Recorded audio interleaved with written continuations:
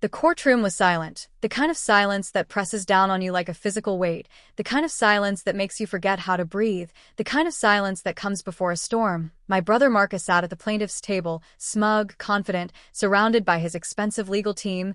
3 lawyers in tailored suits, paralegals, assistants, a whole army of people whose job was to destroy me. He had spent the last 6 months telling anyone who would listen that I was finished, that I didn't stand a chance, that I couldn't afford a lawyer, that I was too stupid, too poor, too insignificant to fight back. And now, as the judge took her seat and the clerk called the court to order, he leaned over to me, his voice dripping with contempt, and whispered, "No lawyer, Nora?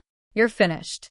My name is Nora Elizabeth Vasquez. I'm 36 years old, and I had spent the last 6 months preparing for this moment, not with a high-priced legal team, not with a fancy law firm, not with any of the resources that my brother had at his disposal, but with something more powerful, more dangerous, more devastating. I had the truth, I had the evidence, and I had a secret weapon that no one in that courtroom, not my brother, not his lawyers, not even the judge, knew about.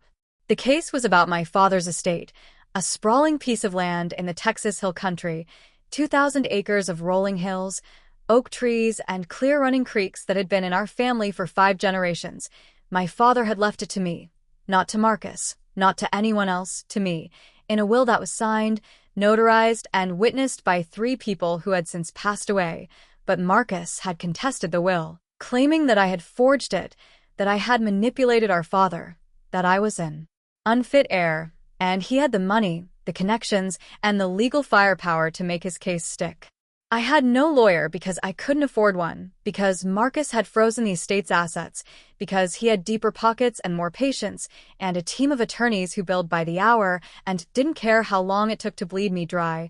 I had tried to find representation, had called a dozen firms, had been turned down by all of them. They said the case was too complicated, too expensive, too unlikely to succeed. They said I should settle, should take whatever Marcus was willing to give me, should walk away before I lost everything. But I couldn't walk away, couldn't give up, couldn't let my brother steal the land that our grandfather had bought with his own hands, that our father had loved with his whole heart, that I had promised to protect with my life.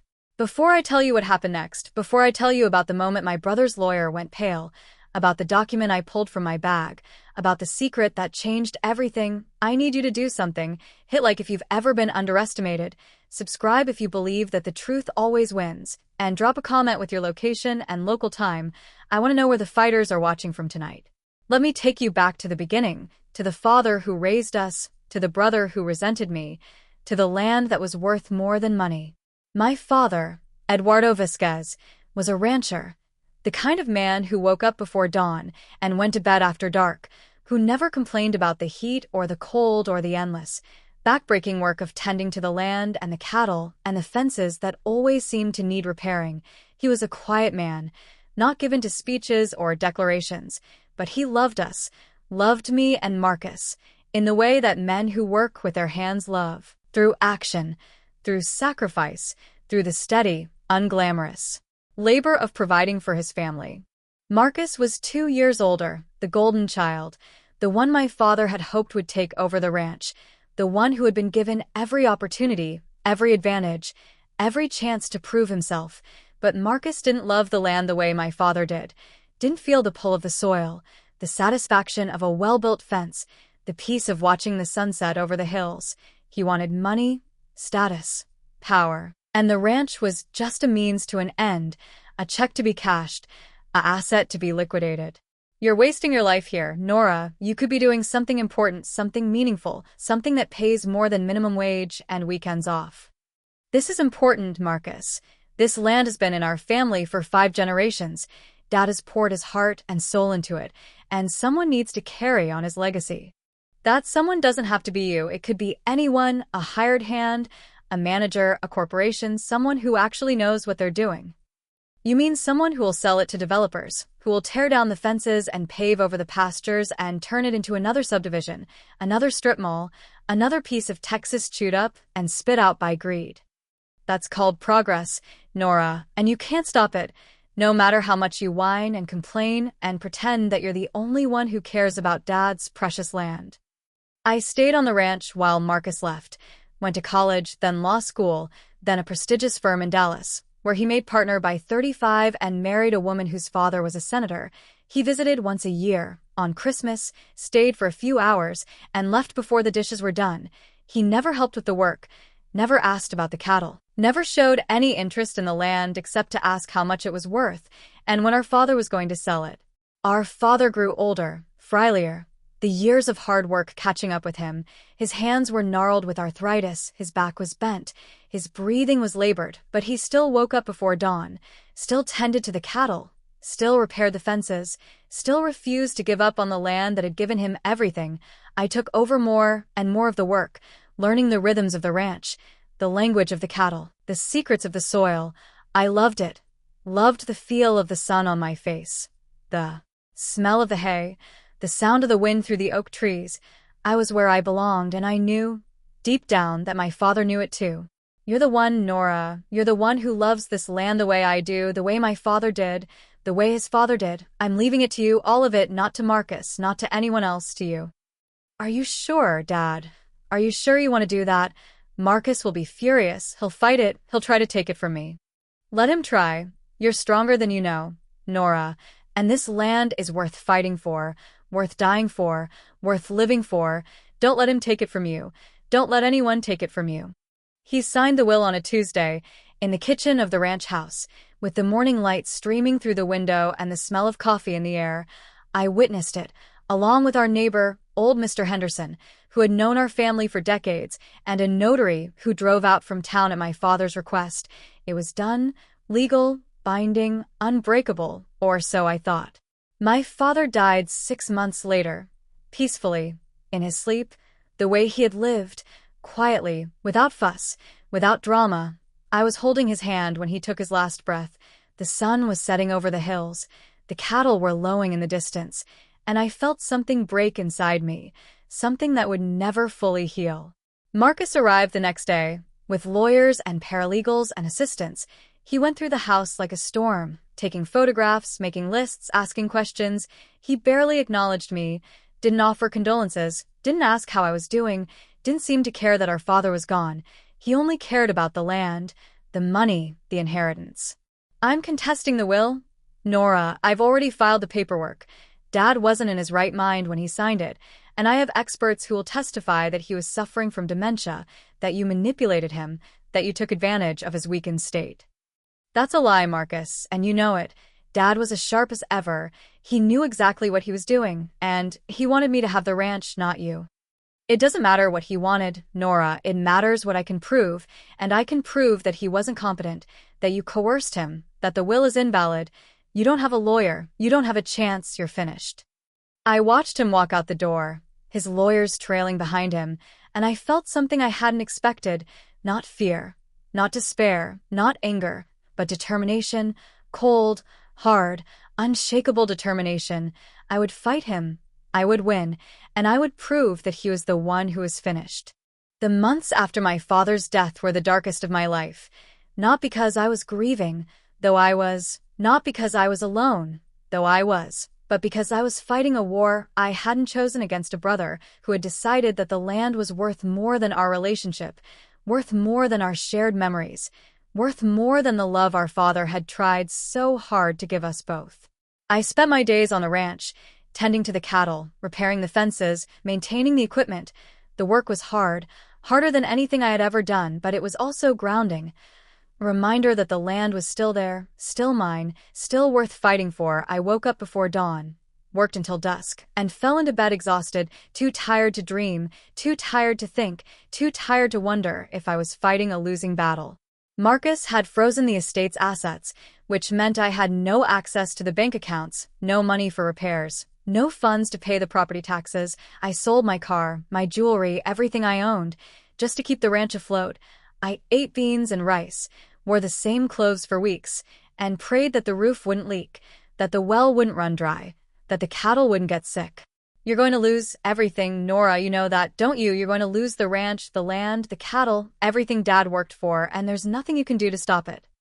I'm not going to lose, Marcus. I'm going to fight, and I'm going to win, because the truth is on my side, and the truth always wins. The truth doesn't matter, Nora. What matters is who is the better lawyer, who has more money, who can outlast the other, and I have all of those things, while you have nothing but stubbornness and delusion. He was right about one thing. I didn't have a lawyer, couldn't afford one, couldn't find one who was willing to take my case on contingency. The firms I called were polite but dismissive. They said the case was too complex, the evidence too thin, the chances of success too low. They advised me to settle, to take whatever Marcus was offering, to walk away before I lost everything. But I couldn't walk away, couldn't give up, couldn't let my brother steal the land that our father had loved, that our grandfather had bought, that our great-grandfather had dreamed of. I was the only one left who cared, the only one who was willing to fight, and I wasn't going to let Marcus win just because he had more money and more lawyers and more patience. I started researching the law, spending hours at the county law library, reading case after case, learning about wills and trusts and estates, about the rules of evidence and the standards of proof, about the ways that courts decided who was telling the truth and who was lying. I had no formal training, no legal education, no experience in a courtroom, but I was smart, I was determined, and I was desperate, and sometimes that's enough. The law library was a small room in the basement of the county courthouse, with fluorescent lights that hummed and flickered, and shelves of dusty books that hadn't been touched in years. The librarian, a woman named Mrs. Patterson who had worked there for 40 years and had seen everything, took pity on me, brought me coffee, helped me find the right volumes, pointed me toward cases that might be relevant. "You're fighting an uphill battle, dear. Your brother has some of the best lawyers in the state, and you're here alone, with nothing but determination and a stack of books." "I know, Mrs. Patterson, I know. But I don't have any other options. I can't afford a lawyer, and I can't let him win. Not like this, not without a fight." "You remind me of someone, a woman I knew years ago. She was in a similar situation, fighting for her family's land against a brother who wanted to sell it. She didn't have a lawyer either, but she had something else, something that her brother didn't expect." "What was that?" "She had a document, a piece of paper that her father had hidden away, something that proved the land was hers, something that her brother's lawyers had never seen. She brought it to court, and when she showed it to the judge, her brother's case crumbled, just like that." "What kind of document?" "I don't remember the details, but I remember her face, the look of triumph when she pulled it from her bag, the way her brother's lawyer went pale, the way the judge leaned forward, the way the whole courtroom gasped. It was magnificent, absolutely magnificent." I spent the next few weeks searching the ranch house for anything that might help me, a document, a letter, a photograph, a clue. I went through my father's desk, his filing cabinets, his closet, his nightstand. I found old receipts, old bank statements, old photographs, but nothing that seemed relevant, nothing that would prove that the will was valid, that my father was of sound mind, that Marcus was lying. I was about to give up when I found the safe, hidden behind a loose panel in my father's bedroom wall. It was small, fireproof, locked with a combination that I didn't know. I tried his birthday, my birthday, Marcus's birthday, my mother's birthday. Nothing worked. I tried the date he bought the ranch, the date he married my mother, the date he was born. Nothing. I tried the address of the ranch, the phone number, the number of acres. Nothing. I was frustrated, exhausted, ready to give up. And then I remembered something, a conversation we had had years ago, when I was a teenager, when he was teaching me how to ride a horse. "The most important numbers in my life are the ones that remind me of what matters. Nora, the day I met your mother, the day you were born, the day I realized that this land was my home, those are the numbers I never forget."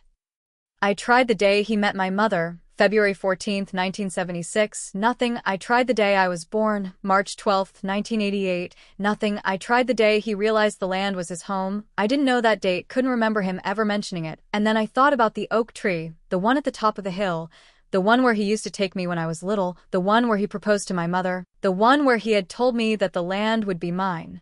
I walked to the oak tree, the sun setting behind the hills, the wind rustling the leaves, and I looked at the trunk, at the initials carved into the bark, E.V., my father's initials, and a date, May 4th, 1985, the day he had bought the ranch, the day he had become a landowner, the day he had realized that this was where he belonged. I ran back to the house, entered the combination 050419855, and the safe opened. Inside was a single document, a letter, handwritten in my father's shaky script, dated 6 months before he died. Addressed to me. "Dear Nora." If you're reading this, I'm gone, and Marcus is probably trying to take the ranch from you. Don't let him. This land is yours.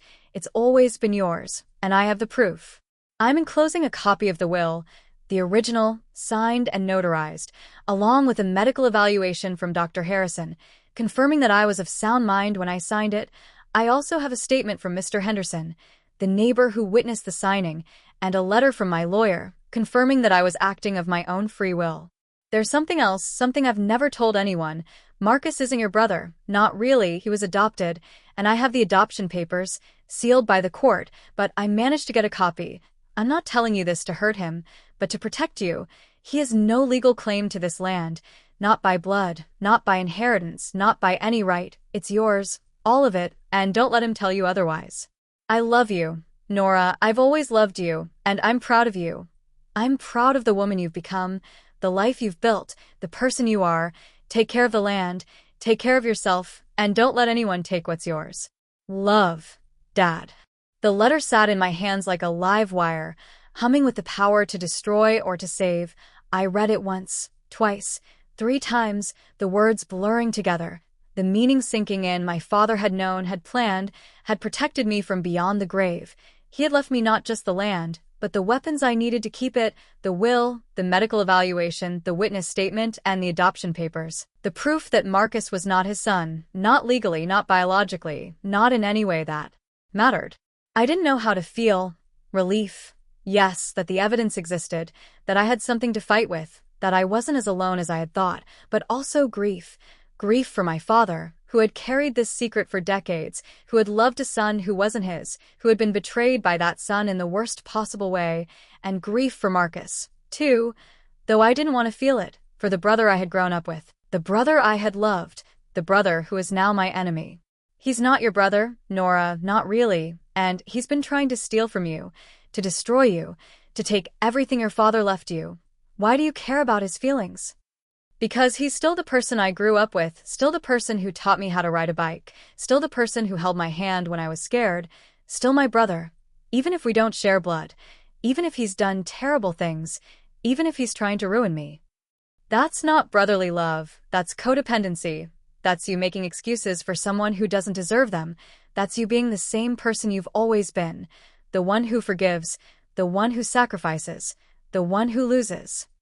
The voice in my head was right. I had spent my whole life making excuses for Marcus, forgiving him, bailing him out, cleaning up his messes, and he had repaid me with lies, manipulation, and betrayal. It was time to stop, time to fight back, time to let him face the consequences of his own choices. I spent the next few weeks preparing for the trial, organizing the evidence, memorizing the facts, rehearsing my arguments. I didn't have a lawyer, couldn't afford one, but I had something better. I had the truth, and the truth, I believed, would set me free. Mrs. Patterson, the librarian, helped me understand the rules of evidence, the procedures of the court, the strategies that lawyers use to win cases. She had seen dozens of trials over the years, had watched the best and the worst, had learned what worked and what didn't. The most important thing is credibility. Nora, the judge, and the jury need to believe you, need to trust you, need to see that you're telling the truth. If you lose their trust, you lose the case, no matter how much evidence you have. How do I make them trust me? How do I make them believe that I'm telling the truth and Marcus is lying? You be honest, you be consistent, you be yourself. Don't try to be someone you're not. Don't exaggerate, don't embellish. Just tell the story, the way it happened, the way you remember it, and let the evidence speak for itself. I took her advice to heart, rehearsing my testimony until I could tell the story in my sleep. The story of my father's love for the land, of Marcus's indifference, of the will, of the adoption, of the secret that had been hidden for decades. I was ready as I would ever be, and I was determined to win. The trial began on a Monday. The courtroom was packed, with spectators, reporters, curious strangers who had followed the case in the news. Marcus sat at the plaintiff's table, surrounded by his legal team, looking confident, relaxed, even bored. He glanced at me, smirked, and whispered something to his lead attorney, a man named Bradford Stone, who had a reputation for being ruthless and never losing a case. All rise. The Honorable Judge Patricia Okonkwo presiding. The judge was a woman in her late 50s, with kind eyes and a firm voice. She had been on the bench for 20 years, had seen every kind of case, every kind of lie, every kind of betrayal, and she was not easily impressed or intimidated. This is a case regarding the validity of the last will and testament of Eduardo Vasquez. The plaintiff, Marcus Vasquez, contends that the decedent was not of sound mind when he signed the will and that the defendant, Nora Vasquez, unduly influenced him. The defendant contends that the will is valid and that she is the rightful heir to the ranch. How does the defendant plead? Not guilty, Your Honor. I am the rightful heir, and I have the evidence to prove it. You are representing yourself, Ms. Vasquez? Yes, Your Honor. I cannot afford an attorney, but I have prepared extensively and I am ready to proceed. The judge nodded, her expression unreadable, and the trial began. The first day was brutal. Marcus's lawyers called witness after witness, experts in geriatric psychology, forensic document examination, and estate planning. They testified that my father had been showing signs of dementia for years, that his signature on the will was inconsistent with his earlier signatures, that the circumstances of the signing were suspicious. Dr. Whitaker, in your expert opinion, was Mr. Vasquez of sound mind when he signed the will? No, he was not, based on his medical records and the testimony of his caregivers. It is my opinion that he was suffering from significant cognitive decline and was not capable of making informed decisions about his estate. I cross-examined the witnesses as best I could, asking questions, pointing out inconsistencies, highlighting the flaws in their testimony, but I was inexperienced, nervous, and outmatched. Marcus's lawyers objected constantly, and the judge sustained many of their objections, ruling my questions irrelevant or leading or argumentative. Ms. Vasquez, you are not a lawyer, and it shows. I will give you some leeway, but you need to follow the rules of evidence, or I will hold you in contempt. I'm sorry, Your Honor. I'm doing my best. I've never done this before, but I'm learning, and I won't give up. I admire your determination, Ms. Vasquez, but determination is not a substitute for legal expertise. I strongly recommend that you find counsel, even if it means delaying the trial. I can't afford counsel, Your Honor, and I won't delay the trial. I'm ready to proceed, and I'm confident that the truth will prevail. The second day was my turn. I called my witnesses, Mr. Henderson, the neighbor who had witnessed the will, Dr. Harrison, the physician who had evaluated my father, and the notary who had notarized the document. Each of them testified that my father was of sound mind, that he knew what he was doing, that he had not been coerced or manipulated. Mr. Henderson, did Mr. Vasquez seem confused or disoriented when he signed the will? No, he did not. He was sharp, clear, and very sure of what he wanted. He said the land belonged to Nora, and he wanted to make sure she got it. And did Ms. Vasquez pressure him or try to influence his decision? Not at all. She was supportive, but she didn't tell him what to do. This was his decision, his alone. Marcus's lawyers cross-examined each witness, trying to poke holes in their testimony, to cast doubt on their credibility, to suggest that they were biased or mistaken, but the witnesses held firm, and their testimony was consistent and compelling. Ms. Vasquez, you have presented some evidence that your father was of sound mind, but you have not yet addressed the central issue of this case, which is whether you unduly influenced him. Do you have any evidence to refute the plaintiff's claims? I do, Your Honor. I have a letter written by my father 6 months before he died, in which he explains his reasons for leaving the ranch to me, and I have a medical evaluation from Dr. Harrison, confirming that he was of sound mind at the time, and I have something else, something that I think will end this case once and for all. What is that, Ms. Vasquez? I have the adoption papers, Your Honor, the papers that prove that Marcus Vasquez is not my father's biological son, that he was adopted as an infant, and that he has no legal claim to the ranch, not by blood, not by inheritance, not by any right. The courtroom erupted, gasps, murmurs, whispers. Marcus's face went pale. His lawyers exchanged panicked glances. The judge banged her gavel, calling for order. Ms. Vasquez, are you telling this court that the plaintiff is not the biological son of the decedent? Yes, Your Honor. I have the adoption papers here, sealed by the court, but my father managed to obtain a copy. They are authentic, they are notarized, and they prove that Marcus has no legal claim to the ranch. I pulled the papers from my bag, handed them to the bailiff, who handed them to the judge, who examined them carefully, her expression unreadable, her eyes moving back and forth across the page, her lips pressed together in a thin line. "These documents appear to be authentic, Ms. Vasquez, but I will need to verify them with the court that issued them.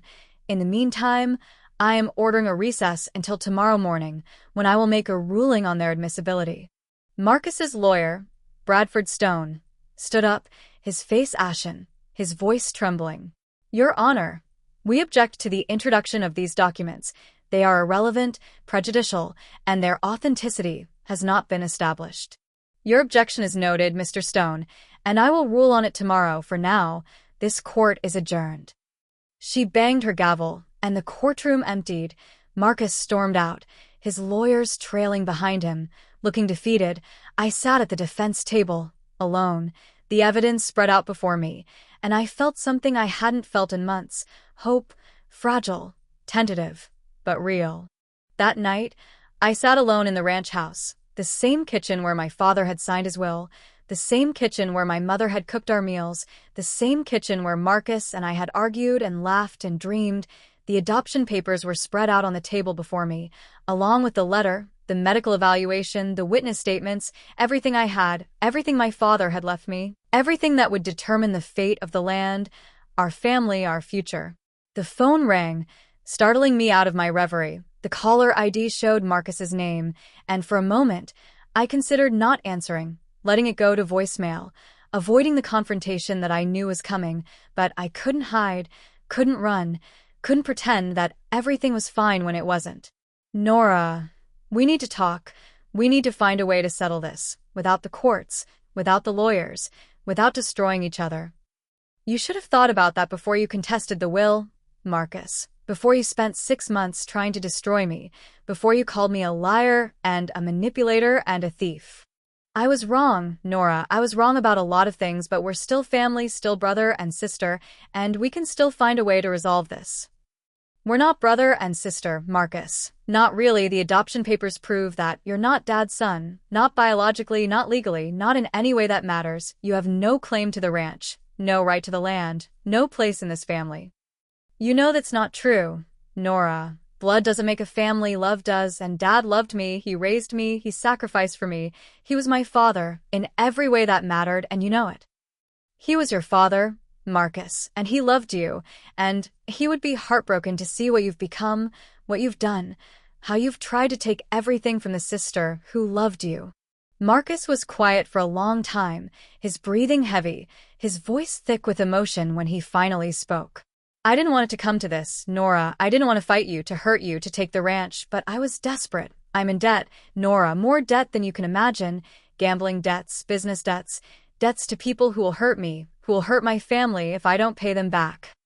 "You gambled, Marcus. You gambled away everything, and now you want me to bail you out, the way I always have, the way Mom and Dad always have, but I'm done, Marcus. I'm done being your safety net, your ATM, your doormat.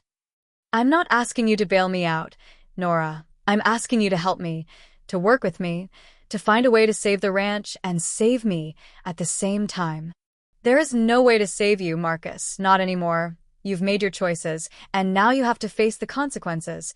The ranch is mine, the land is mine, and I'm not going to let you take it, not now, not ever. You're going to destroy me, Nora, you're going to destroy me, and you're going to destroy any chance we have of ever being a family again. You destroyed that chance, Marcus, not me. You chose this path, you chose to lie, to cheat, to steal, and now you have to live with the consequences. I'm not destroying you. You're destroying yourself."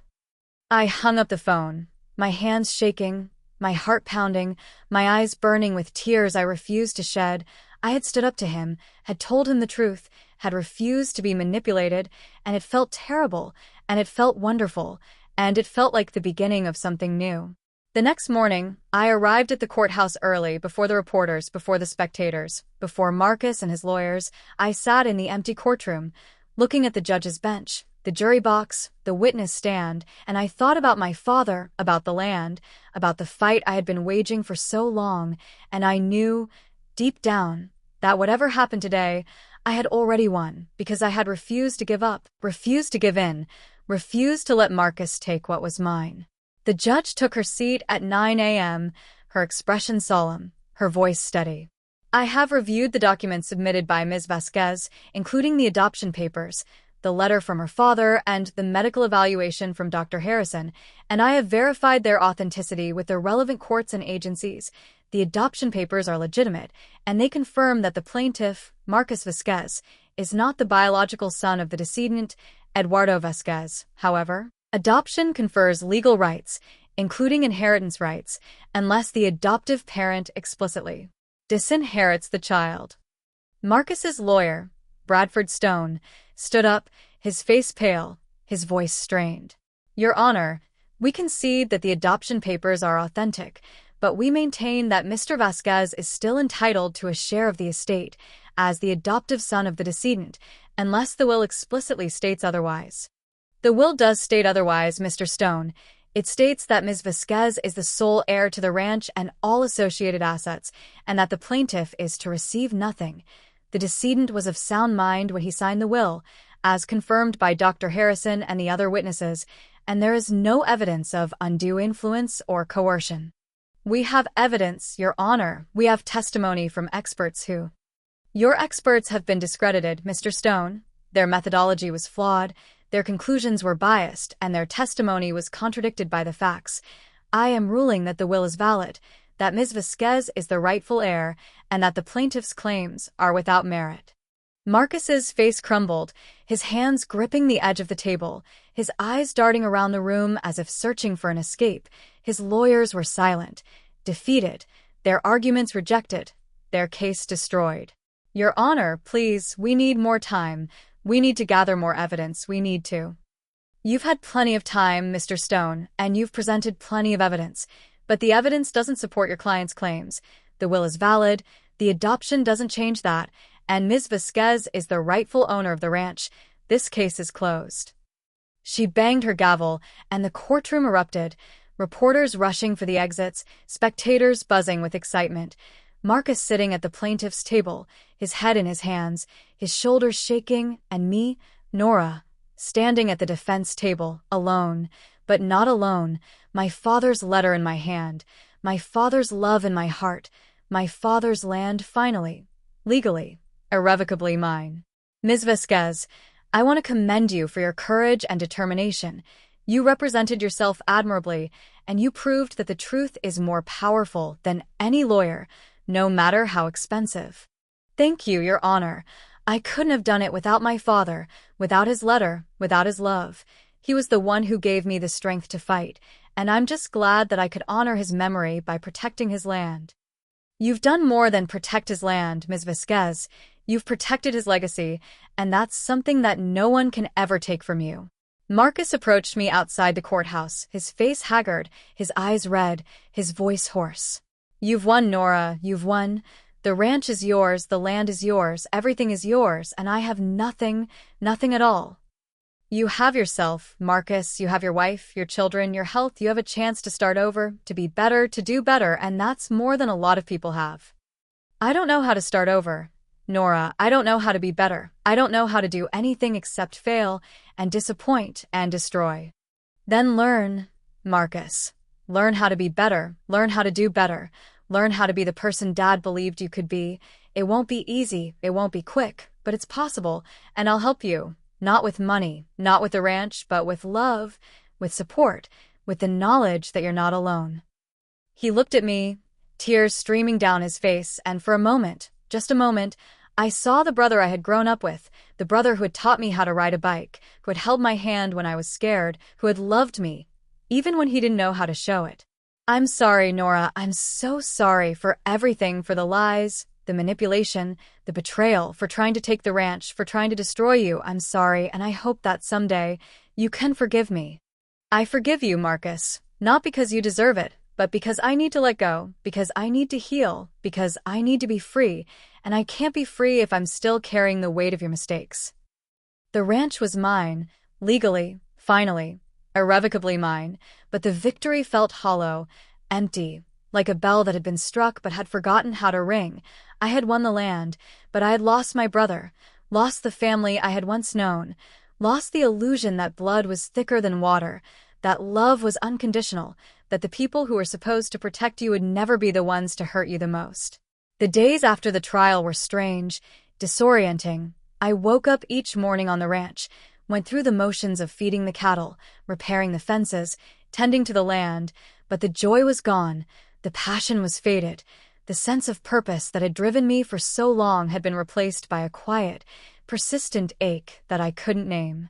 My father's letter was framed on the wall of the kitchen, next to the window where he used to watch the sunrise. I read it sometimes, when the loneliness was too much, when the grief was too heavy, when I needed to remember why I had fought so hard, why I had sacrificed so much, why I had refused to give up. Take care of the land, take care of yourself, and don't let anyone take what's yours. I was taking care of the land, was taking care of myself, and no one would ever take what was mine again, but the cost of that security was higher than I had ever imagined, and I wasn't sure I was willing to pay it.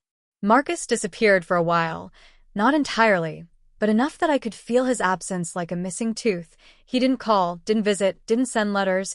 He was dealing with his own demons, his own debts, his own shame, and I respected his need for space, even as I mourned the brother I had lost. His wife, Sarah, called me occasionally to update me on the children, to ask for advice, to share the small, mundane details of their lives. She was kind, patient, forgiving in ways that I wasn't sure I could ever be, and I was grateful for her willingness to bridge the gap that Marcus had created. He's not doing well, Nora. He's depressed, anxious. He barely leaves the house. He's lost weight. He's not sleeping. He's not eating. I'm worried about him. Worried that he might do something desperate. Has he talked to anyone, a therapist, a doctor, someone who can help? He refuses. He says he doesn't need help, that he can handle it on his own, that he just needs time, but I don't know how much time he has or how much time I have. I'll talk to him, Sarah. I'll try to reach him, to get through to him, to convince him that he's not alone, that he doesn't have to do this by himself. Thank you, Nora. Thank you. I know you have every right to walk away, to leave him to his own devices, but I also know that you love him, that you've always loved him, and that love is the only thing that might save him now.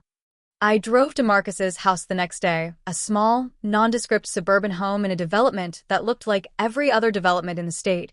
He was sitting on the porch, staring into the distance, a cup of cold coffee in his hand, his face haggard, his eyes hollow. Marcus, we need to talk.